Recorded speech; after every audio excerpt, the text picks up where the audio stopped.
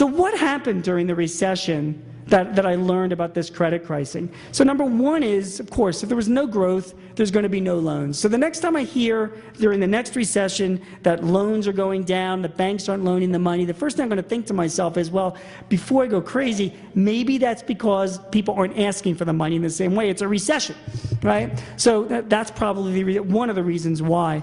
But I'll tell you another reason why what came out of this was a new sanity from bankers. Right? That the fact that maybe the reason why loans weren't being given out the way they were back in 2003 and 2004 was because a lot of those loans probably shouldn't have been given out in 2003 and 2004. And finally, bankers are doing what they should always have done. They've come into this thing called due diligence. So now I'm seeing clients of mine that are asking for loans, and they're getting loans when they actually qualify for a loan. So bankers come in, they're looking at financial statements now. What a concept. They're interviewing people, they're walking around, they're evaluating forecasts, they're talking to the management, they're actually putting covenants in loans, and they're asking for support for those covenants. And a lot of my clients, that was not even happening. They would have covenants where financials had to be delivered, or AR aging had to be sent. Nobody was even asking for that stuff during 2004, 2005. It was like a whole sort of Wild West in banking. So, the credit crisis brought about sort of sanity. It brought about more due diligence among the banks. And now banks are looking to make money. So whenever I hear of banks that are offering loans at less than prime rate nowadays, it sends off the recession bells. I think to myself, well, that's what banks were doing, that caused this credit crisis. And some banks are still doing that now. And they're doing that because they're trying to suck clients in so they can sell them other products. So they look at loans as like a loss leader to try and sell them other financial services. That's like not, the lesson that I learned from the recession is that doesn't work. The banks that stick around, the good banks that my clients like to do business with, that I like to do business with, they're the banks that are making money off of loans. They're looking to profit from their clients. There is nothing wrong than that. So when you have a bank that's saying, yes, we will loan you the money, and it's prime plus 2 or prime plus 1 or whatever that number may be, that's because they're looking to get a return on investment from their loan. And there is nothing wrong with that at all. And those are the banks that we should be doing business with. And I learned that from the recession, not the guys that are saying, hey, we'll give you, loans for under prime, and we don't even have to show us any documentation. That's not the way to be in the world of banking. I think the industry really got there. The other thing that came about because of the recession is that we also have a better relationship with our bankers. We've opened the door back in. Bankers realize that they took their eye off the ball. So they're talking to their clients. They're talking to a lot of my clients now.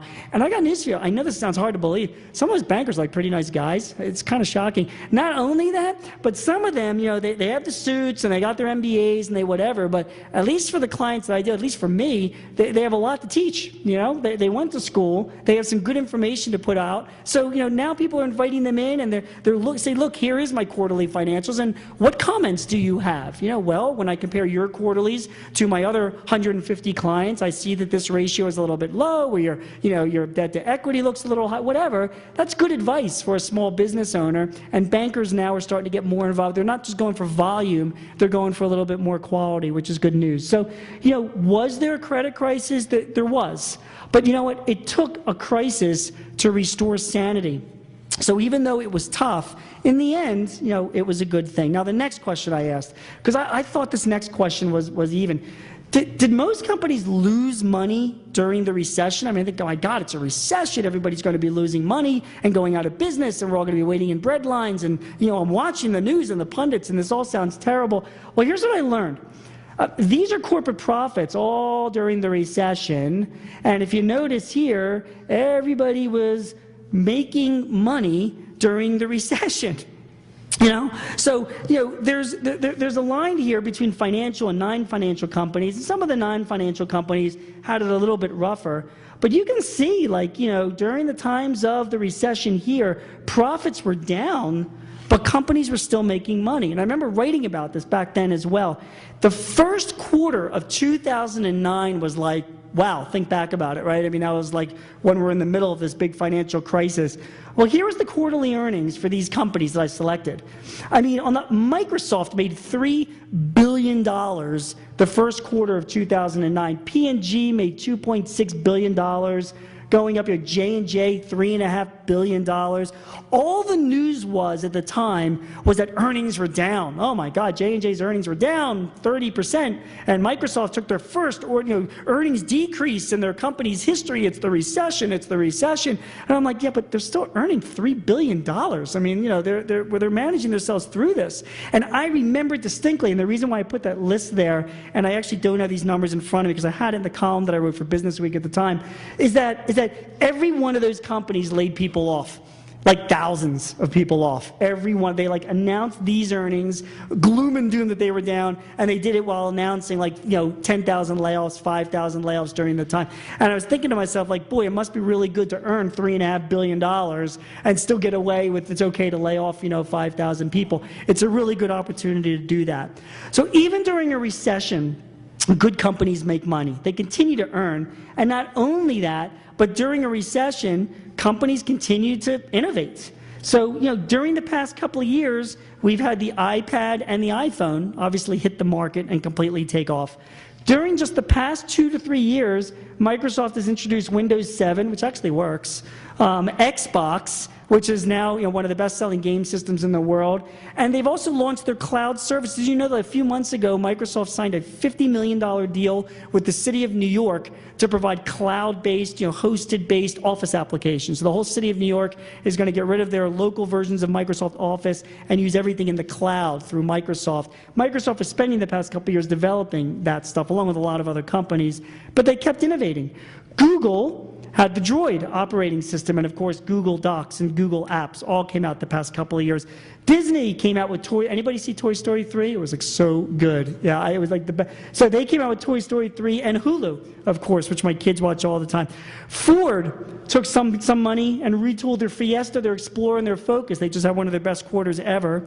And even Amazon introduced the Kindle and EC2. Anyone ever hear of EC2, Elastic Cloud Computing? That's Amazon's hosted servers. So for example, all of you guys in your firms, if you ever wanted to get rid of your servers, your computer servers in-house, and just have Amazon hosted for you for a few $1,000s a year, they'll do that.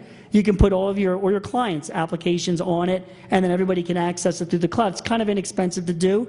So inexpensive that Amazon is estimating by 2014, they will be making $2 billion a year from their EC2 services, and nobody in this room has ever heard of them. I mean, think about that. And that was all developed during a recession. So good companies during a recession, what I learned is, they don't lose money, they make money, and they innovate. It was a really good lesson to me as well, because again, look, I turned 46 in February, so I've been around, but I haven't been that around, and this was like I said earlier, this is sort of like a big recession. I went into it with some pre-misconceptions, and that was one of them. During a recession, companies lose money. They don't. Good companies make money. Question number 7: did technology make a difference during the recession? Now look, I spent a lot of time finding these funny comics to put on here. I'm hearing nobody laugh. So you're just going to have to start faking it when the next slides come up, okay? See, she's got the little, it's the whiteout she's putting on the computer screen. It's supposed to, okay, well, all right, fine. Did technology make a difference during this last recession? And the answer is quite interesting. The U.S., and I had another chart. I didn't want to, Kathy would have probably shot me in the head if I put another chart into this thing. But there was a chart that just came out recently that showed, in the past week, the United States is still the #1 manufacturer in the world. Okay, China is number 2.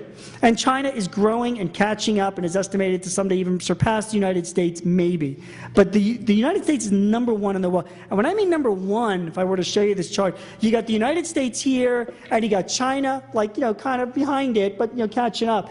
And in the rest of the world, France and Italy and England and all that, they're all the way down here, not even in the same league, So we're not only #1, but one thing that makes really interesting, you hear about the United States losing, we're becoming the Rust Belt, we're losing manufacturing jobs around this country, which is absolutely true. We are losing manufacturing jobs. And here's why. Because our clients, the guys that are out there making stuff, are just getting smarter.